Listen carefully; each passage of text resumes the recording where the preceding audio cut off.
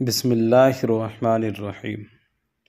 शेख सादी रहमतुल्लाह अलैह बुस्तानी सादी में फ़रमाते हैं कि एक गैर मुल्की कैदी ताजिर पर चोरों ने हमला कर दिया तो उसने कहा, जब डाकू इस कदर बहादुर हो जाएं तो इंतज़ामिया के लोग चाहे मर्द हो या औरतें, उससे क्या फ़र्क पड़ता है।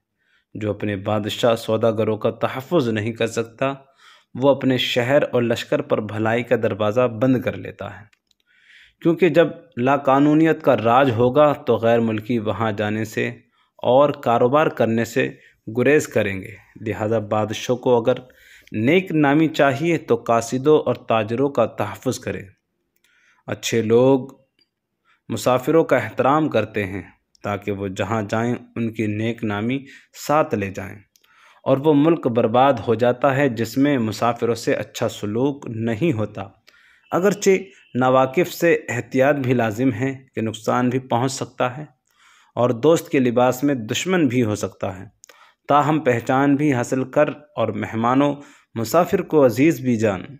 अपने परवरद की कद बढ़ा के वह तुझसे बेवफाई नहीं करेगा, और अगर वह बूढ़ा हो जाए तो उसकी सारी ज़िंदगी की खिदमत का हक़ याद रख और बुढ़ापे में उसको सिला दे। अगर बुढ़ापे में उसके हाथ बांध दिए हैं तो उस पर अपनी सखावत के हाथ खोल के रख। एक कामयाब हुक्मरान वही होगा जो कि सियाहों और गैर मुल्की ताजरों के साथ अच्छा सलूक करे और उनके मालो जान का तहफ़्फ़ुज़ करे। मुसाफिरों को अजीज़ रखें ताकि वो उसके लिए दुआ गोर रहें और जहाँ जाएं उसकी नेक नामी के गुण गाते रहें।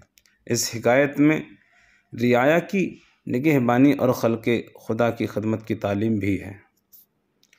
तो ये हिकायत आपको पसंद आई है तो हमारे चैनल को सब्सक्राइब करें, लाइक करें, बेल आइकन को ज़रूर दबाएं।